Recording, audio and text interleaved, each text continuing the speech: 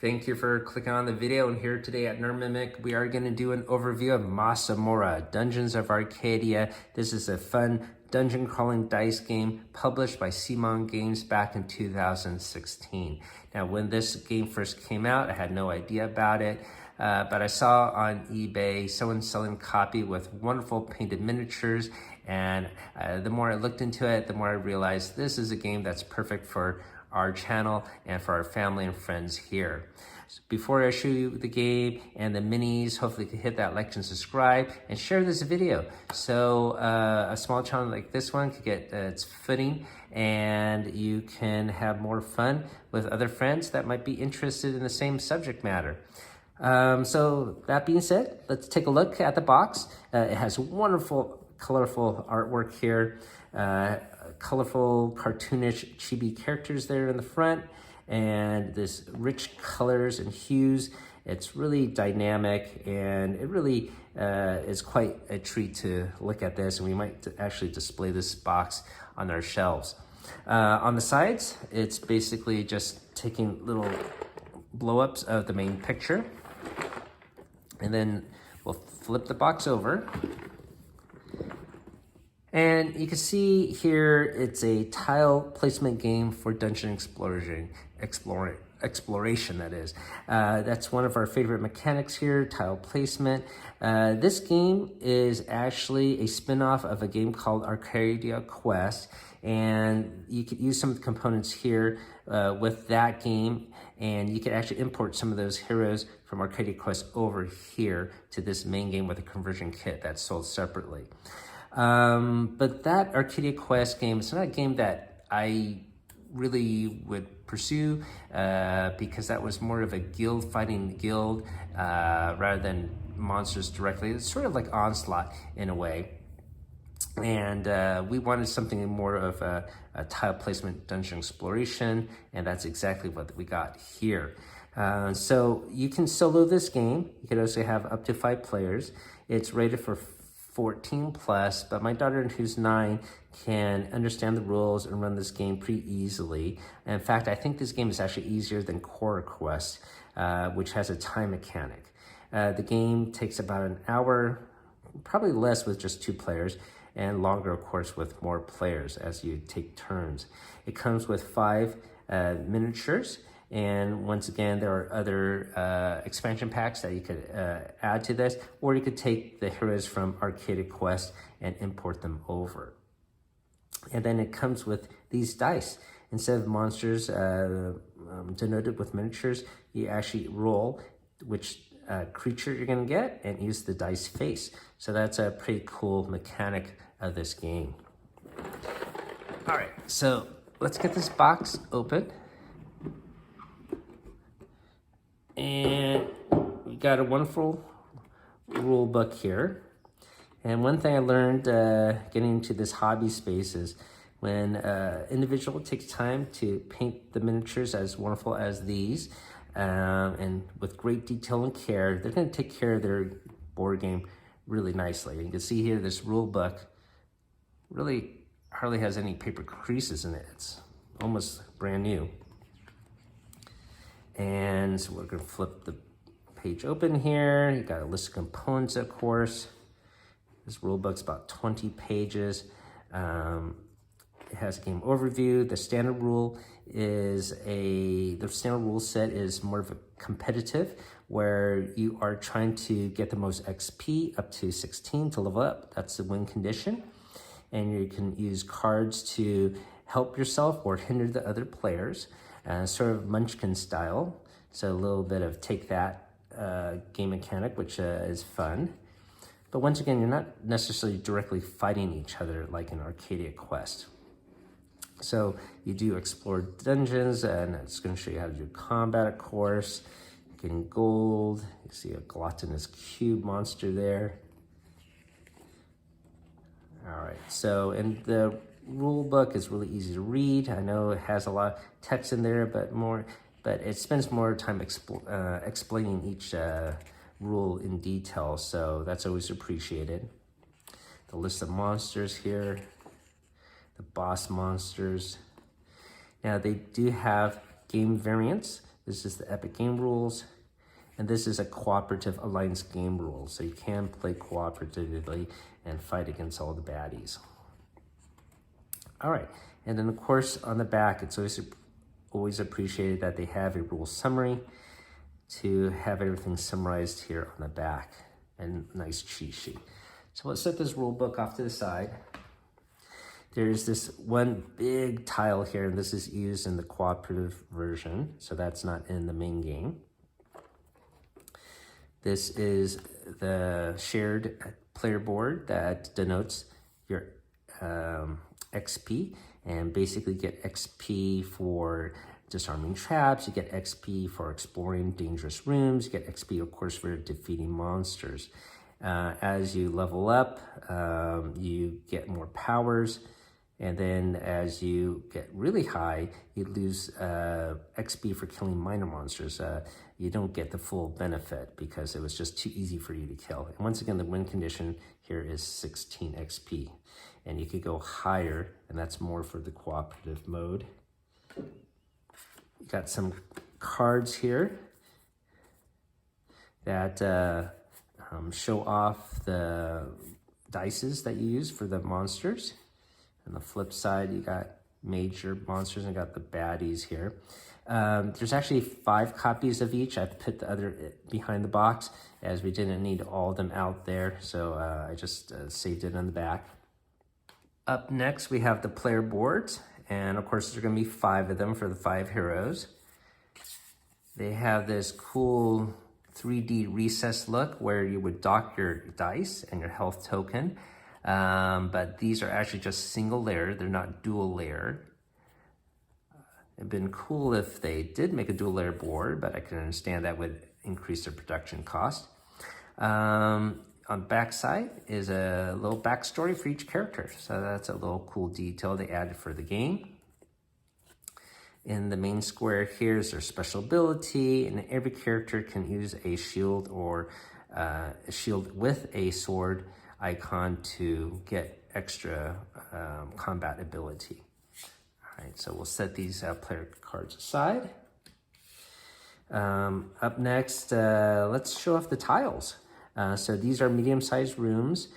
These are the smaller rooms that you use for the main exploration. This top one here is the starting tile. And this stairs denotes the start of the second level of the dungeon. So there are 2 levels to the dungeon. Obviously, the first layer is going to be easier than the second layer. Let's flip some of these tiles over. Let's take a look at these medium-sized rooms first. They have really nice detail here. Each one for the medium rooms is unique. Look at that.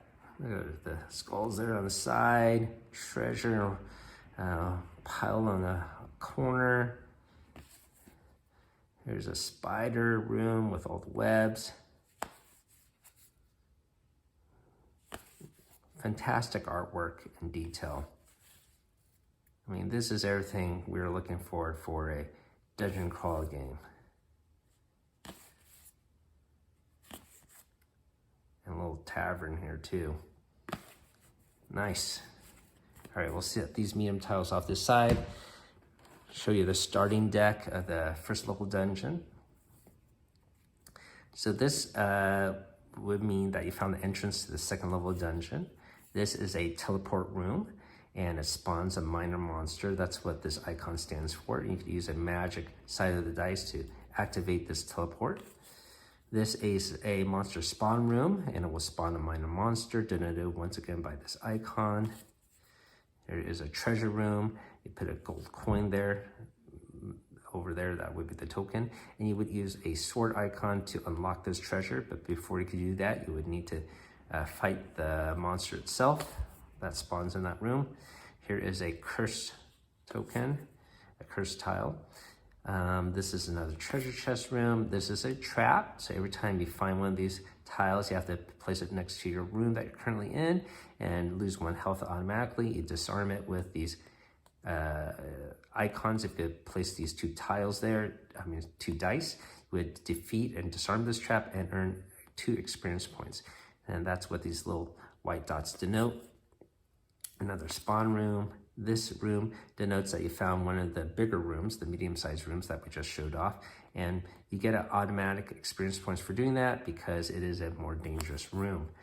Here's another trap, another curse, medium-sized room. Here is a healing room where you could get 2 health potions if you use a shield dice. Another spawn room. I should also mention that every time you unlock a treasure, you get 1 experience point as well. So within each well of these cards is a little space where you can put the dice. These are the 6 main dice you would use to roll for your actions, and here's the bonus dice for unlocked abilities. I'll show off some of the 2nd level dungeons. So here is a pit. Here is another treasure room. Here is a spawn room for a major monster. You could see it has a dragon icon instead. And some of these rooms actually have both major and minor. So here we go. This room spawns both a major and minor monster. So more dangerous, but more XP that you can earn to level up to 16 and win the game. And then there are other tiles here for more players or the cooperative mode. Here are 30 gold coins. These are cardboard. There is an upgrade for plastic tokens. These tokens are denoted for the big bosses in the game. There are 5 of them. There's a dragon, of course, large spider, and each token has a flip side to it once you defeat it. These are free step tokens, so you have a chance to move freely, even if you don't roll that dice, and you exhaust it after your turn, but you recharge it on your next turn.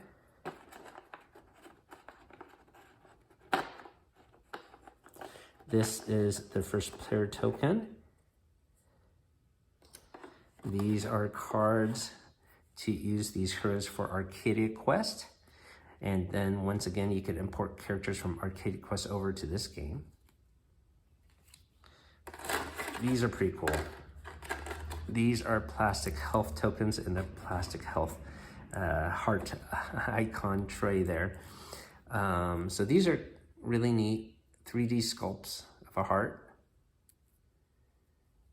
And I really do think these are quite cool. It'd be great to maybe get an extra set to use in other games. And that goes into, once again, this heart well. And this plastic tray is fantastic. I mean, stores everything nicely. It's really well done. One of the better trays I've seen in board game. Let's get on to the cards here. So each hero has 2 cards, and they denote their special abilities that you can unlock when you level up, and it's your choice. So that's pretty cool and adds to some replayability. So once again, 2 for each hero, and there's going to be 5 of them, of course. These are treasure chests, cards. Let's flip some of them over.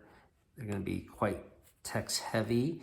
There is typically on the top what you can do to impact another player, or the bottom is usually an ability or treasure you can act on yourself. So it's your choice how you want to use those cards. And then there are special treasure cards when you play it cooperatively. So once again, you don't want to do any attacks on your fellow players. And so these are going to be more cooperative in nature, okay? So there's our cards there, a whole bunch of them. And then this is for another mode of the game where you play cooperatively as well. All right. And looks like I got some treasure cards here. I'll just sort it out like that. Okay, so those are the cards. These are the monsters that you would roll. These are the minor ones. Each face is different, but these dice are all the same. And they correspond once again with the player aid card here. So we got the cultist, goblin, skeleton, orc, spider, and ghoul. So when you roll to spawn a monster, you roll it and you place it on the tile, and that's the monster and would act as the miniature. So that's a pretty cool mechanic. These yellow ones is for the larger monsters, the major monsters. So you see the classic gluttonous cube, got a spear, beastman, giant bat, dark watcher, ghost, and a young dragon. So that's all denoted on a roll here. And then the other thing only to show off now are the minis. So once again, I got this game used, and he did a really fantastic job painting these minis. Now, I know how to paint miniatures myself, but I don't know if I could outdo him. And so that's the wizard.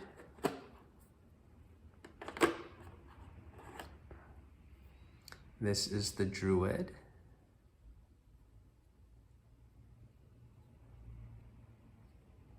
Really fun looking sculpts.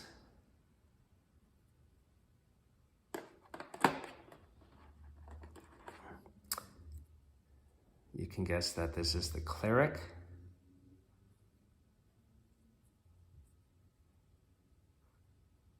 Look at the wonderful detail of the eyes. That's amazing. So I had a chance to meet the owner of this board game, Chris. So thank you, Chris, for sharing this board game with me. I would definitely treasure it.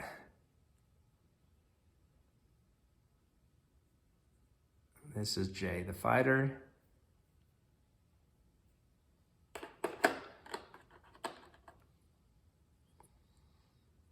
And this is Mika. I believe her class is a rogue.